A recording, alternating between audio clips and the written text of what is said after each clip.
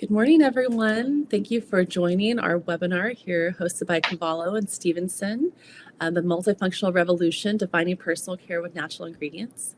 My name is Haley Hoffman. I am going to be your moderator today, and I'm joined by some wonderful speakers. With Stevenson, we have Charlotte Gronin and Tim Pullen, and then we have Miss Marina Jardim, who has a background in pharmacy and chemical engineering and a chemist. And so it's going to be a really engaging conversation. And so thank you again for making time and joining us. Again, the webinar topic is going to be the multifunctional revolution, defining personal care with natural ingredients. And we are going to be talking about the rise of conscious consumerism, the looking ahead, what's next for multifunctional ingredients, but also doing a deep dive into some products. And so we're going to start with Charlotte. If you can make an introduction for us about yourself, and then we'll go to Tim and then Marina. Yes. So I'm Charlotte Gronin. I'm the product manager at Stevenson. I've been here for 8 years. So I have my master's in chemistry and started out in the technical team as an R&D chemist, where I further got my diploma in cosmetic science. But now I've moved to the commercial team for the last 2 years as product manager. So I bridge the gap between the two different departments. But I also get to help with the launch of new products, and I also get to travel to see customers to help the sales team, but also to help with any technical issues they might have. So yeah, a bit of a varied role, but it's very exciting. Yeah, wonderful. Yeah, and it really will show throughout the webinar like how much experience you have in the team. And so thank you so much for being here. Tim, would you like to go next to introduce yourself? Hi, everyone. I'm Tim Pullen. I've been with Stevenson for about 8 years. I joined the business as their first marketeer, working through a number of different roles, particularly one of my favorite, which was market insights manager, working closely with consumers to help establish disrupting MPD. My intention now is predominantly focused on brand, product, and future innovation. And I work very closely with Charlotte, obviously. Wonderful. And the materials are just really wonderful tools and guides. I've gotten so much out of them. And so, really being able to translate that marketing, the science into visuals it takes a lot of skills. So we'll see that here during the presentation. And last but not least, we have Marina Jardim. If you can provide a brief introduction for us, that would be wonderful. Yeah, sure. Folks, first, thank you, Haley, and all the team for inviting me today. I am Marina. I'm the founder of Tupi Beleza. I founded Tupi in 2018. I'm based today in the Netherlands. I'm a pharmacist with a background also in cosmetic engineering, formulation, and product management. And I create products. I help brands I translate ideas into catalog. I help suppliers understanding how to better position their ingredients and also how to apply them. Also make new product developments. Tupi Beleza is a consultancy lab, and I'm here to help. And today, very happy to talk about multifunctional ingredients. Wonderful. Thank you so much. So we're going to go ahead and set the stage right now for the rise of conscious consumerism. And so Tim and I are just going to have a quick chat over here of, what is this conscious consumerism? When I founded Dandy Day, I said I was a conscious beauty firm. People kind of looked at me like, what is that? But it was this trend that I've been working in the beauty industry, seeing functional ingredients. I was like, the consumer is becoming more conscious of their decisions, more conscious of and intentional. So I would love to hear from your perspective, Tim, what this looks like from your side. And if you can give us an overview of what customers are wanting, some market insights, sure. And then we'll dive in. Sure. I think the best place to start with is, some of the information we're getting from customers at the minute, whether it be brands or contract manufacturers, is that consumers are definitely a little bit overloaded with the kind of capitalism, the capitalist economy that we've created. We're all part of this cycle of capitalism and buying more and spending more money and moving on up.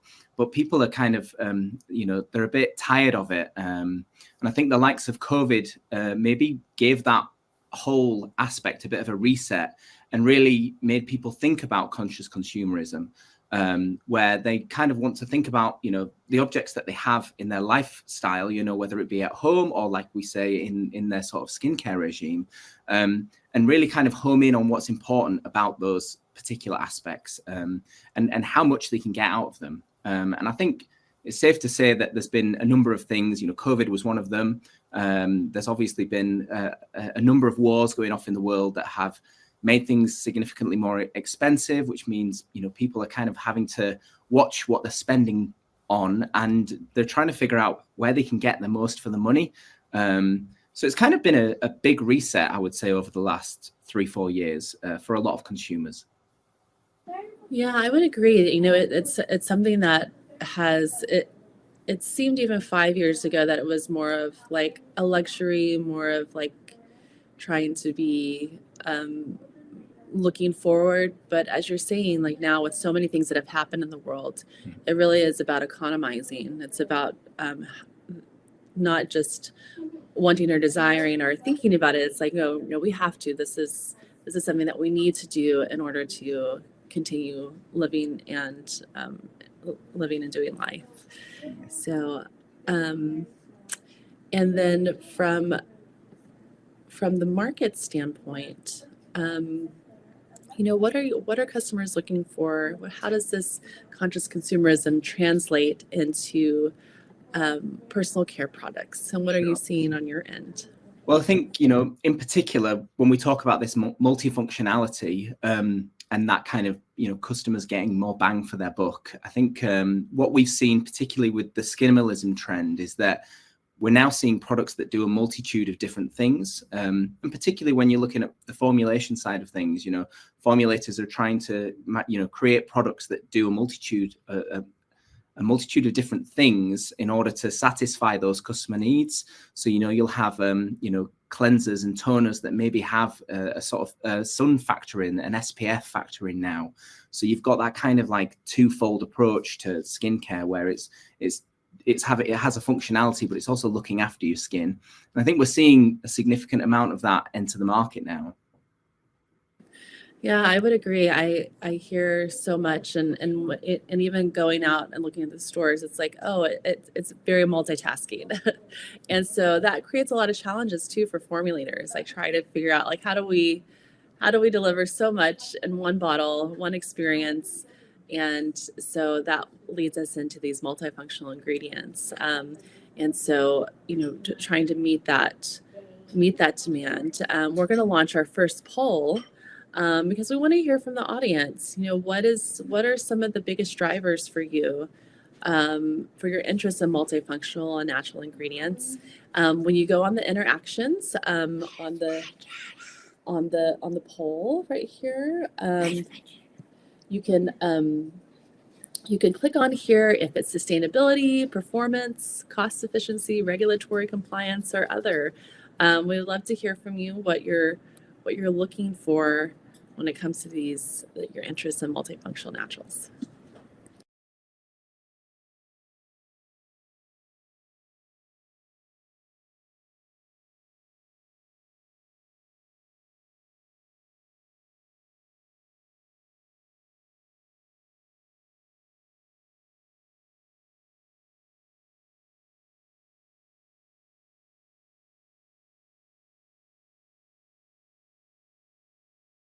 So we have some answers. I think we would love to hear from a few more people. So far right now, performance benefits are leading the discussion. I'm really interested. It's interesting that regulatory compliance is kind of lagging. It hasn't had any activity, and even cost efficiency. So is pretty surprising so far. Okay, thank you so much, everyone, for letting us know your thoughts. I think we can end the webinar, or not the webinar, the poll. Sorry, we still have a long way to go in the webinar. Ending the poll. So yeah, I think performance benefits. Well, this is wonderful. You're in the right spot then, because that's what we're going to be talking about throughout here. And even sustainability, like as we were saying, Tim, sustainability, looking to be more conscious about the environment is, it looks like it's a secondary need right now for our audience. So performance benefits, wonderful. Thank you so much, everybody, for participating. Okay, and then next, we're going to go into our technical deep dive, the science behind multifunctional and natural ingredients. And so we're going to have Charlotte and Marina share with us. So I wanted to just talk to Marina a little bit about, you are kind of on the front lines of bringing to life this need between the formula, the ingredients, the brands, or your customers making formulations. And we had just a wonderful discussion about formulations as an art form. So I would love to hear your approach on using multifunctional ingredients as art, and how you approach your formulations, your creative process, and finding the cleanest formulation with multifunctional ingredients. Can you share a little bit with us? Yeah, I'm happy to. So I think the first very important and key step is to understand well the brand owner or the marketing brief. What is it that specific product needs to bring? And what are the multifunctionality that you are aiming to achieve?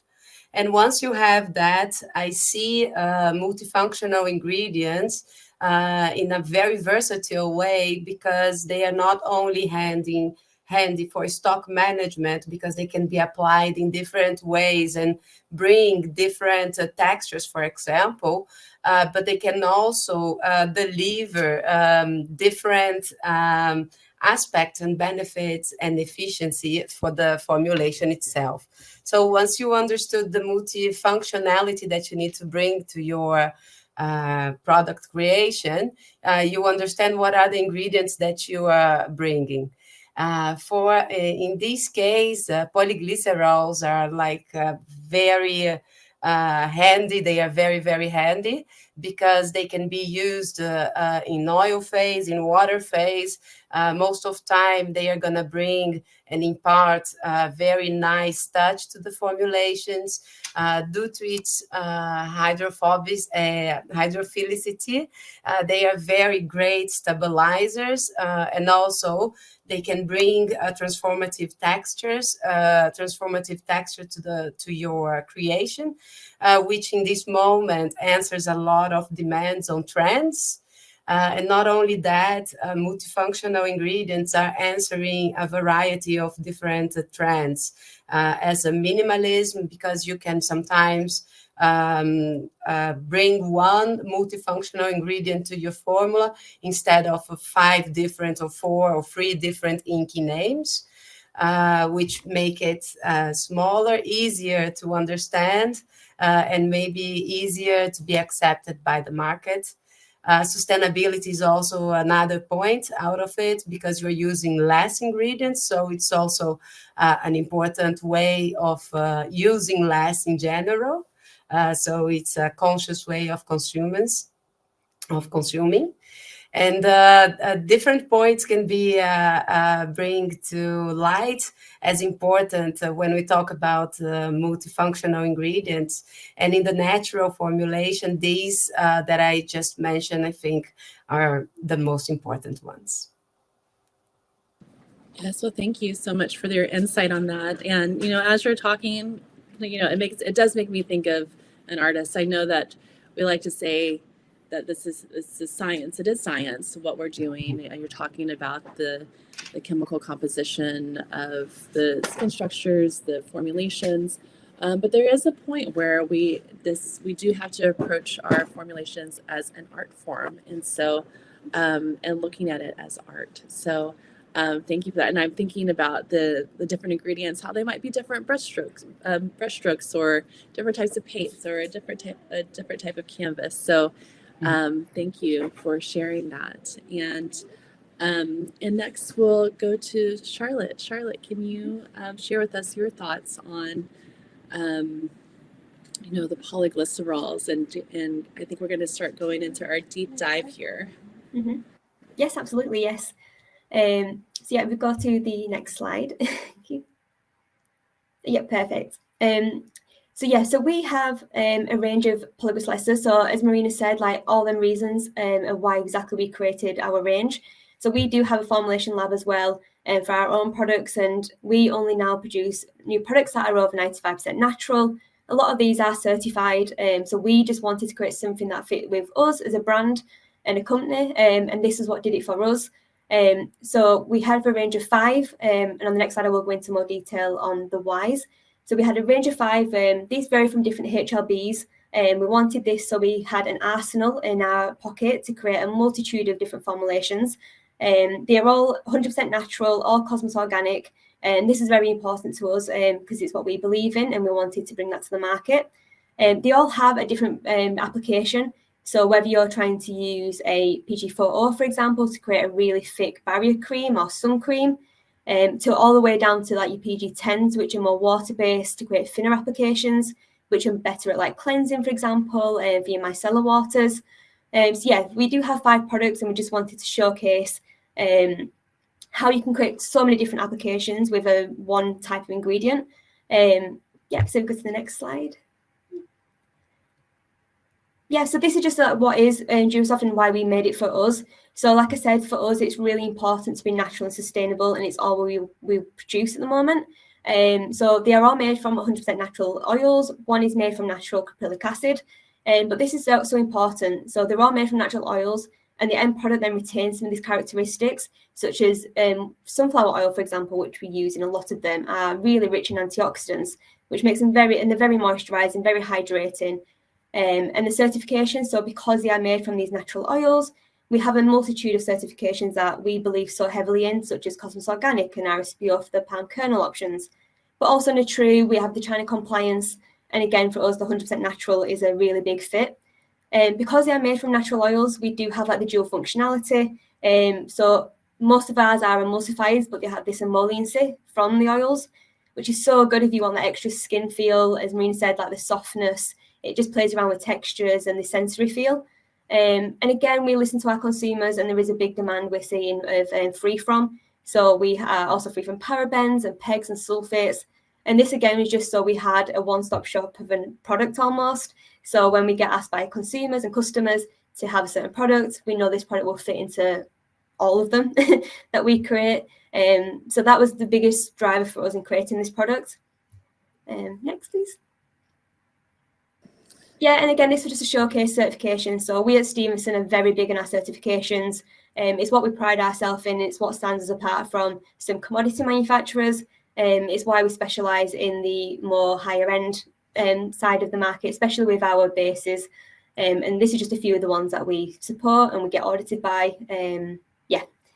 And next one. Yeah, that transparency is so important. Oh, it is. When Yes. you're looking at the ingredients and having the certifications. I do think, even though regulatory compliance wasn't an interest, I think as being the rise of conscious consumerism, wanting that traceability in your ingredient, what's in your product, or is it being sourced responsibly? Mm-hmm. Is that being validated by a third party?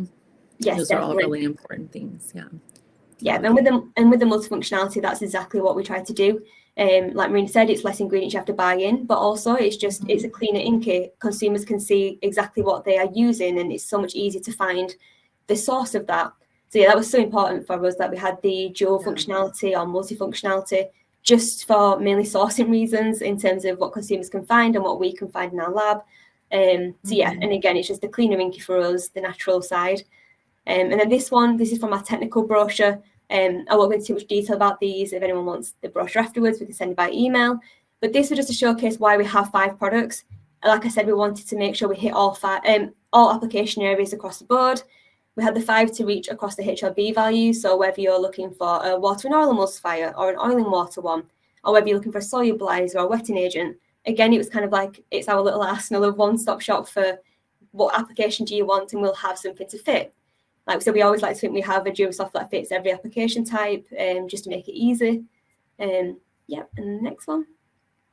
Yeah, again, that was one of those graphs that I loved that really show like, oh, when we're formulating, we have so many different things to think about, and this kind of just helps narrow it down, focus us, but it also can show us, you know, you're talking about the multifunctionality, and when I was working on the bench and in sales full time, it was all about, oh, I need a replacement, I need a silicone replacement, and it might be, or something, you know, to create that feel, and it might be 5 different inky names, and as that silicone replacement. And I know as we got to know each other, we're like, yes, you can have the same kind of feel as silicones with some of your products. Plus you have maybe the solubilization, plus the emulsification. So this, I mean, it just really goes into a perfect fit for that multifunctionality. And then, I'm sorry, the next slide, please. Yeah, and that was the same for us, and that's why we wanted just one inky name. We like to have the clean look of it, the clean inky. It just keeps it simple and keeps it easy to use. So yeah, we do have 5 products across the range as showed earlier, but we are just going to go into 2 of them just to show the 2 different sides of the functionality. One being the emulsifier emolliency. So 4 of our products, they are predominantly an emulsifier, that's why we created them. But because they are made from these natural oils, you get that really nice emollients. They are made from 100% natural sunflower oil, this one, full of antioxidants as a sunflower oil. So it's really nice. There's loads of nice marketing claims that you can use with this. Again, like I said, the multifunctionality, this one is for oil-rich products. It's very lipophilic, so it's really nice for your rich oil, like cleansers, your nappy creams, anything that's really rich in oil. It can also help build viscosity in emulsions because it's got an unsaturated chain from the sunflower oil, so great at building the structures.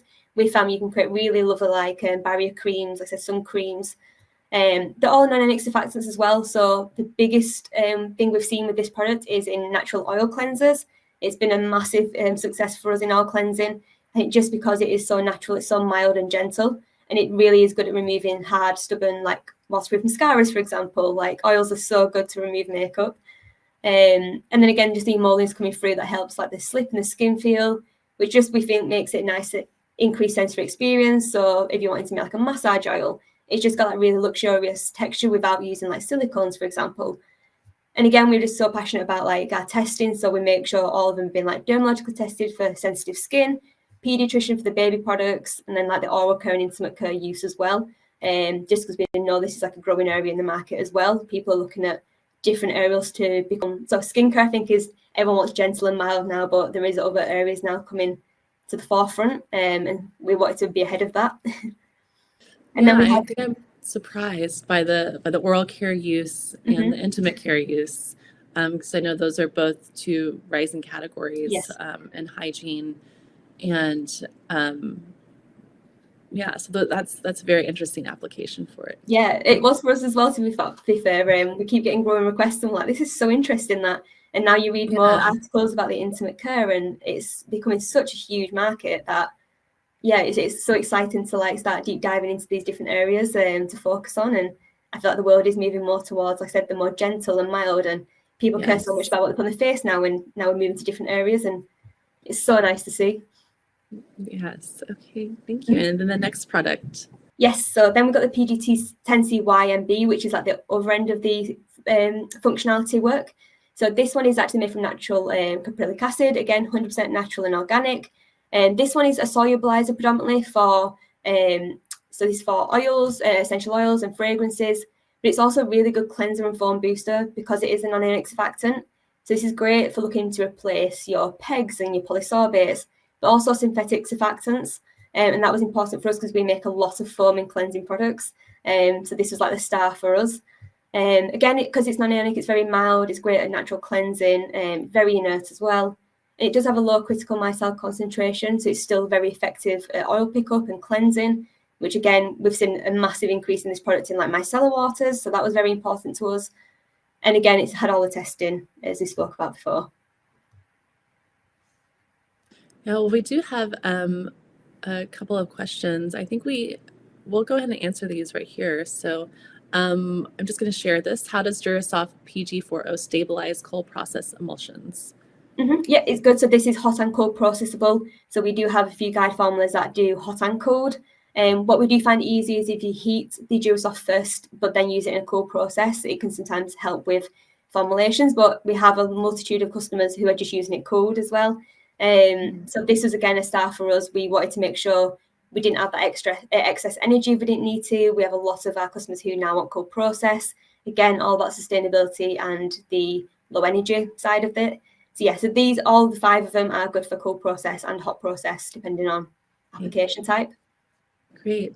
Agnes, I hope that answered your question.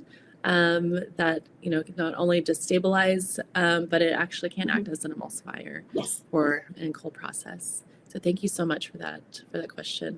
And then we have another question. Let's see, I think we only have time for one more in this, and then Elena, I think we'll get to your question in text. Helena, how do you adapt sunflower oil to create Durasoft PG4O for dermatological, intimate, and oral care? And what processes or innovations you use to ensure its effectiveness and safety across such diverse applications? It's a great question. Yes. Yeah. So the process is, so we do an esterification reaction. It is very, I say simple. It isn't for us, but in terms of how it looks, it is just sunflower oil and a polyglyceryl ester that's been reacted together. That is it. It is very simple in terms of ingredients. It's all very mild or very gentle. We don't use any nasty chemicals. And in terms of like how we use it, so it is a very like natural oily product. So we were very confident anyway, but we have had it safety assessed. And we are looking at further, I can't remember the name of it now, but it is a certain skin test you can do to prove that the intimate care, but the safety assessments have all been really good. And we have had customers use it in these end product applications. So we know they've had the full end product tested. So then we've used that to go back on, and we know that customers are using it in these applications. So we have had our own assessments done, but we've also had a lot of our customer assessments done, which we then can use to showcase how it's being used in the market. I hope that's enough detail. Well, yeah, and I'm curious, maybe this question of what processes it might be, like what kind of testing have you done? But I know like there's toxicological testing, there's I'm sure, do you have like ocular testing, things like that? Yes, when we did the dermatological and the optical, and then like I said, some of the tests we've done mainly for skin, but we are moving more now into the other areas. And like I said, there is some new skin testing coming to the market as well, which is really exciting to prove like the intimate care use to represent, be more representative, for example.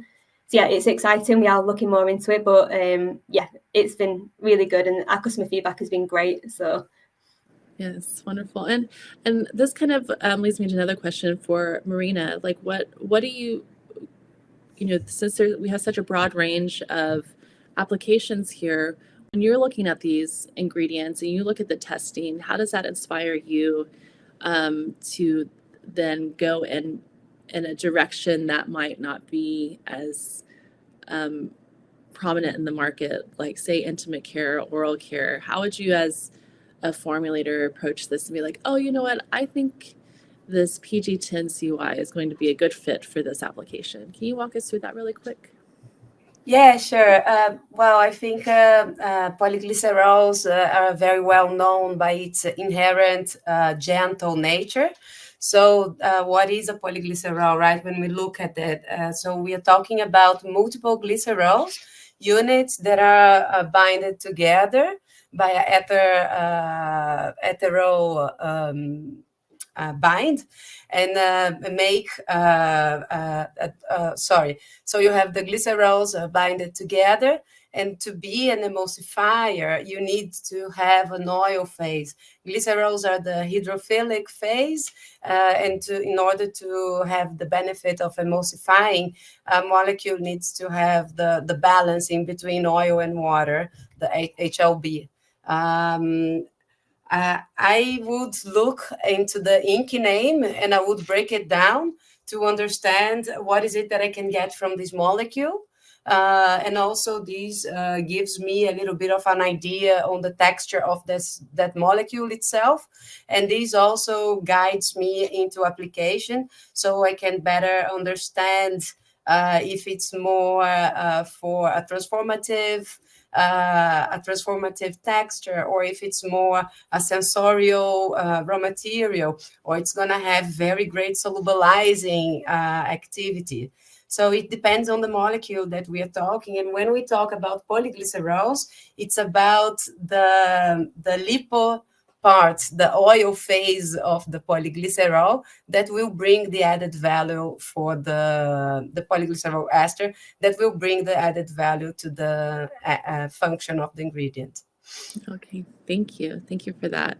I think that You're helps. welcome. We don't want to strip the skin in any kind of way. So that is, it's always a big part of it. Yeah, how is the formulation interacting with the skin in the different areas of the body that you're using it on? So we're going to go next to our second poll. And thank you all so much again for putting the questions in. We will get back to the ones that we weren't able to answer by text. And so we have those logged. So our next audience poll is, what is the biggest challenge when formulating with natural ingredients for you? We already had a question on stability, but is this stability and performance? Is it sourcing and supply chain, cost considerations, consumer perception and marketing, or something else? If you want to go to the lightning bolts on the right side of your screen and let us know what you're looking for, some of the biggest challenges that you have, we'd love to hear from you.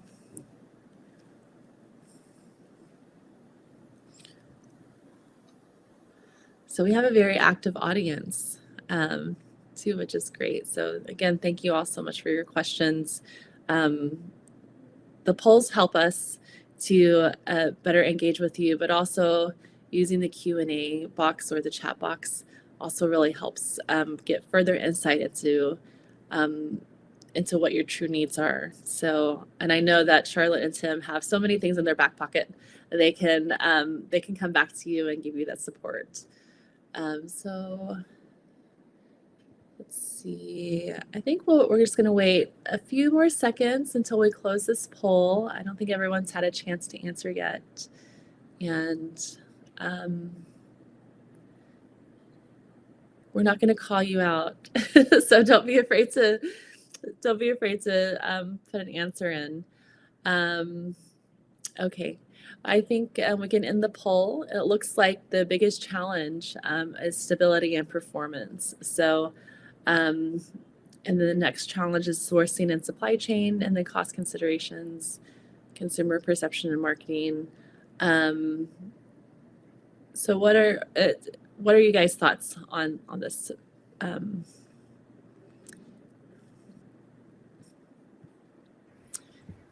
Yeah.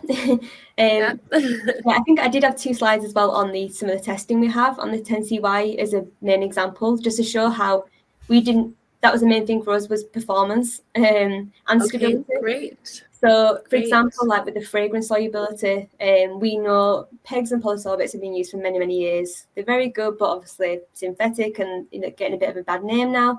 So we wanted to make sure the product we created was just as good, but without compromising performance. So even though it is natural and organic, we've proven that it is just as good. It doesn't affect performance, which was so important for us that we didn't compromise this.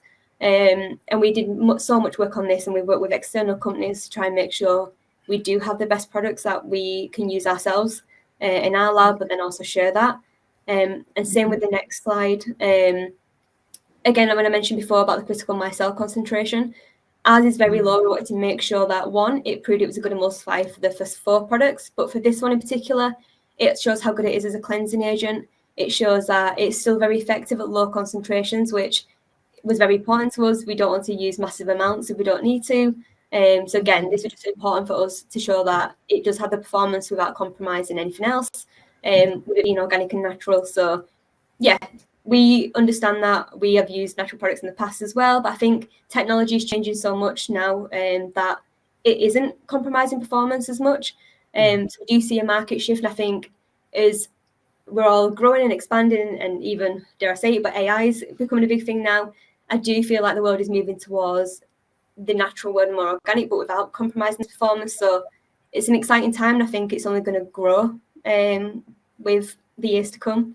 So yeah, so we understand that as well, and that's why we're doing our best to try and Wonderful.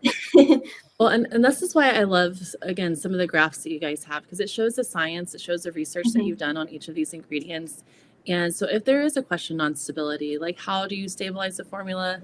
You know, that's why I love that fragrance, the fragrance solubilization. We all know that fragrances, essential oils can just wreck your formula if you don't have the right thing, or you're not going to have the stability. And so these are just really great ingredients for that. And then I also think too, you know, I've seen this in the industry where I think as chemists, we love the kind of secrecy, right, in a way of our trade secrets of being able to create formulas, and like kind of only if you're an insider, you understand what this formula is actually doing. And as you mentioned AI, as you mentioned, like, you know, the consumer knows so much now. We were in a time where the consumer was really pushing the industry to do more and to find solutions and answers for that. And we didn't really have, I don't think that we were well equipped as a majority with the answers. But I think that these multifunctional ingredients give us a platform to kind of draw back into that. Yeah, we have the trade secrets. You know, maybe you can read the inky name, but you're not going to know everything that it can do as a consumer. And so that's another thing that I like. I think that these ingredients empower the formulator for more. So empowers them of having the knowledge. So thank you for that. And then let's go to the next slide. Thank you all so much for participating in the poll. We'll go to the next slide.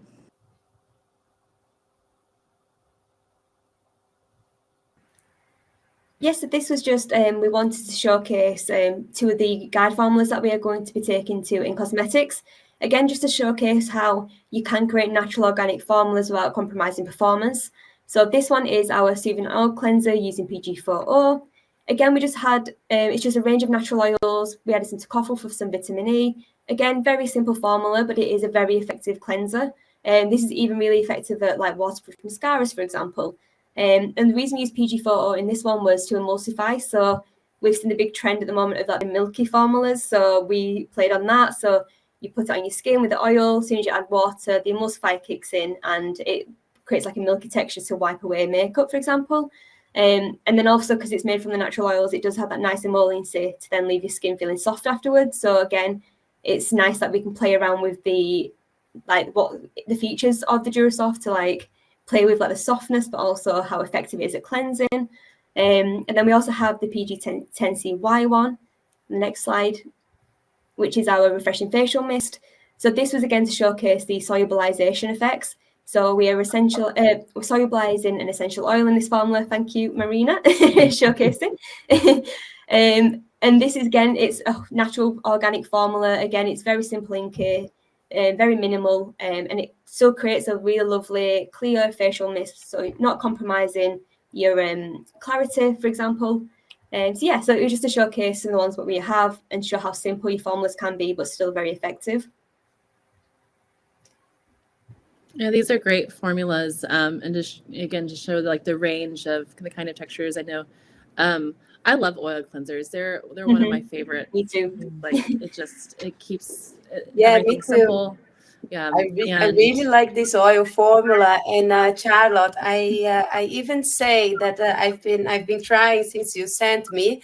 I like the touch of it so much as it is without washing off, that I've two nights already. I'm using it before going to bed, and then in the morning, because it does give an extra layer on top of the oil, and then the oil have the time to really sit in your face. And in the morning, the face is the skin is very soft, easy to clean also. So I think the multifunctionality of ingredients also most of time very well discovered once you make a formula and you start using it, because then you also see things that sometimes theoretically we cannot really see at the first glance. But then with use, most of these uncovered or undiscovered points come to life. Amazing. Yeah, really nice. Yeah, thank you for sharing that, Marina. And we'd love to have some more insights. I know that you talked a little bit more before about how you approach using these ingredients in your formulations. But can you also cover like some of the applications, like go a little bit maybe for the audience, being able to see these applications under each name might give them some more ideas. So if you'd like to talk about maybe the difference in the polyglycerols, the chains, and how it would apply to this, I think that would be great. And also for the audience, if you'd like to put questions as Marina's talking, we can, that can also inspire more conversation. Yeah, sure. Let me just grab my little chart here. Yeah, sure. So the PGO is a very light formula ingredient. If you see here, for example, my sample is quite liquid, not liquid, but it's moving around, so you have space to play. The other one, the PG10, it's a little bit thicker, so you can see already in terms of texture what you could have here. Probably here we have a very light touch in the skin, while here you have a little bit more time to play around with the formula. Also can deliver probably thicker formulations, and as we are seeing, it's a foaming booster with a very good cleansing properties. So for cleansers, body washers, face cleanser, micellar water, what else? Makeup removers, all these very. If you think about they are formulas, all these formulas that I've just talked, they are formula aiming to clean.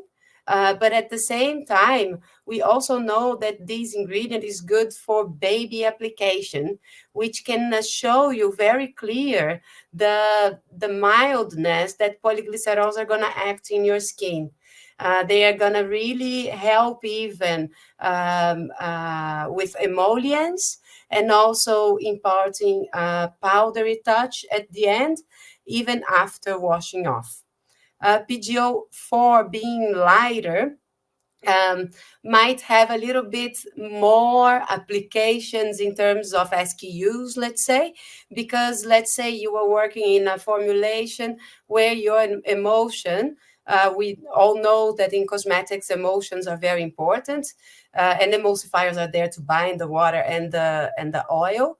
And if you have an emulsion that it's a little bit out of balance and you need to improve the sensorial aspect of it, bringing a little bit of PG4O can already help you there, improving emulsification and at the same time the profile sensory in your skin.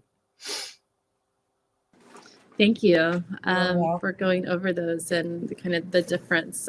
We have a couple of questions. Agnes and Helena, I think we'll leave these questions for offline as they're a little bit more detailed. And our next slide, we have, we talked about the concept, we talked about the science, talked about the applications, how Marina would approach these. And then next we have the general products that are in the market using polyglycerol esters. So you can see some brands that are using these in a range of applications. So we have, what is this? The cleansing oil, a night cream, a wipe, and is that a body scrub? Yeah, so just to showcase how one ingredient can have the different functionality. So for example, in the general market, so like Belida will use it in a cleansing oil, a PG4, or E45 use it in the barrier cream. So again, one ingredient can create two completely different functions, and that's so exciting for us. And the same with we've got companies like Aldi, for example, who use it in the baby wipes. Again, it's very accessible, and these are 10s or some polyglycerol 10s in the market, like Sephora, for example, using it in their face masks. So again, just because it does have that really hydrating and very mild, gentle effect, especially for a product that's being left on the skin for a long period of time. And it was just exciting to see. These are not new products, but they are growing in interest, and big brands are now getting on board with using them and seeing the benefits of these mild, gentle, natural products. Yeah, wonderful. And when you were talking about the PEG-free claims or the free from claims, that's when I got introduced to polyglycerols about at least 15 years ago. And so it's exciting to see them being so mainstream now and to addressing these different concerns, again, in a broad range. And these are just great tools, ingredient tools, I think, for chemists to have in their toolbox, because, and again, it's kind of doing a deeper dive into the chemistry, what they're able to do, just as Marina has beautifully explained. And then, you're able to create so many different things. I think that's also very exciting. It saves a lot of time for the chemist too. And you can innovate and develop quicker. And so next we have our last poll. And thank y'all again for being such an engaging and participatory audience here. If you'll go to the interactions and let us know, why are you incorporating polyglycerols in your formulations, or maybe you haven't yet. And if you haven't, you can let us know in the other, I'm not using it yet, but I'm sure this webinar is going to change your mind and you will be using them. Oh, and so we have our first answer is stability, which is interesting because stability was a big concern. Is it the sensorial profile, stability, multifunctionality, or naturality? We'd love to hear from you.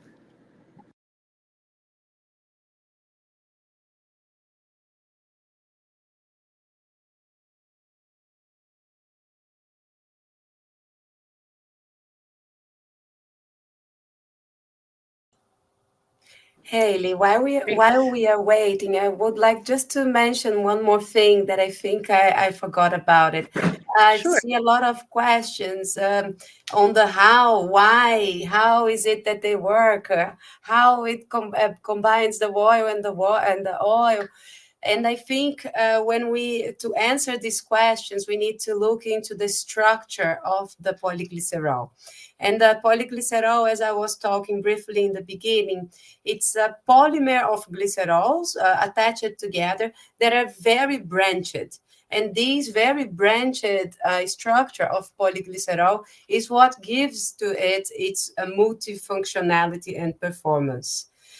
So when we are talking about, for example, in a transformative formula, we only have an oil phase, but these units of glycerol are still here, ready to bind the water, to fusion with the water. So when you put the water in, it becomes a cream. So here what we're seeing is a concentrated emulsion that when touch the water, the glycerols are part of the water of the molecule are going to be looking for the water and binding them together. And if you use it in an emulsion with a water phase, an oil phase, that's exactly what is going on inside of the bottle also. Thank you for explaining that, Marina. And it is an emulsifier. It's a true emulsifier, right? The polyglycerols. And they also meet these other needs, these sensorial profile, the sensorial aspects, the stability. So I think as formulators, we're going to think about not just looking for kind of narrow solutions, but it's hey, we have something that can start off as really narrow, but it can get really big in terms of what it's able to do. So thank you all again for sharing. And then we just have a few more minutes left. We want to look ahead, what's next for natural and multifunctional ingredients.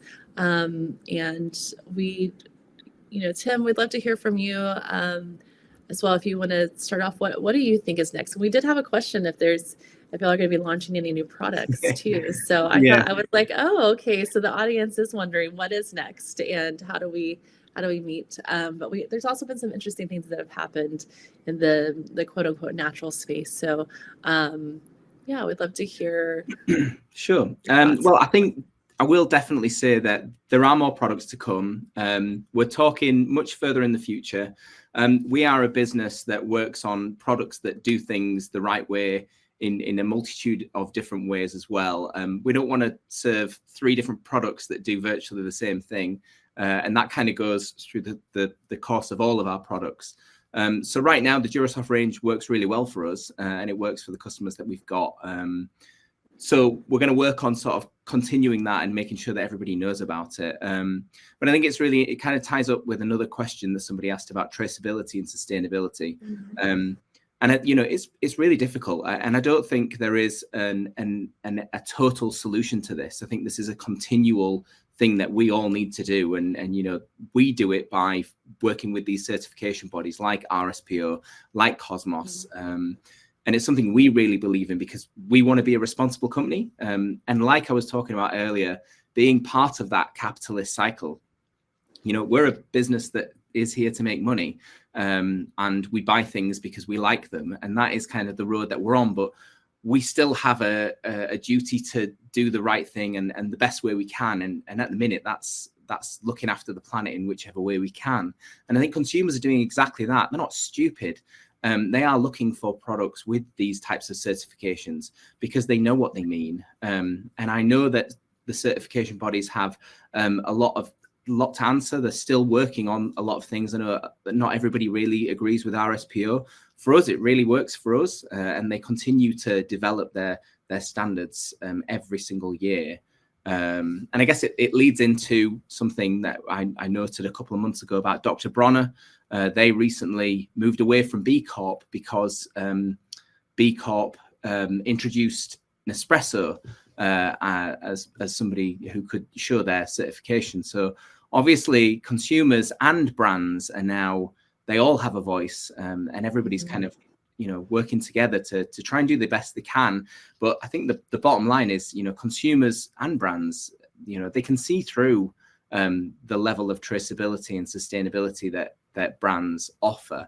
For us, we've always been very open, very honest, and very transparent. And I think that's how it's always been since 1856, since we started making soap. And that's how we continue to do things. And that's how we will move forward. Yeah. Well, thank you for sharing that. Yes, making soap in the 1800s, things have kind of changed, but then I also kind of come back. I would think, as we're talking about, not here, but as we've seen trends like beef tallow coming up again. And so I think it's interesting. Multifunctional ingredients, looking at sustainability is, there is a little bit of change in conversation of like what's acceptable now. And I think, before animal products or byproducts were an absolute no, even I think a few years ago, and now seeing these other ingredients coming back up, talking about upcycling, talking about looking at the full supply chain, I think that is definitely I think it just changes the conversation a little bit. It makes it a little bit more dynamic. And I was thinking with Dr. Bronner and Nespresso, in a way I haven't investigated the full scope of everything, but, it's wonderful. I think that there's larger organizations that are trying to do better, trying to change or pivot. And maybe it's not just for the capitalism aspect of it, but for maybe doing something better for the planet. So I think it could be a good indicator for other markets as well. And so thank you so much for sharing. We have just a few minutes left.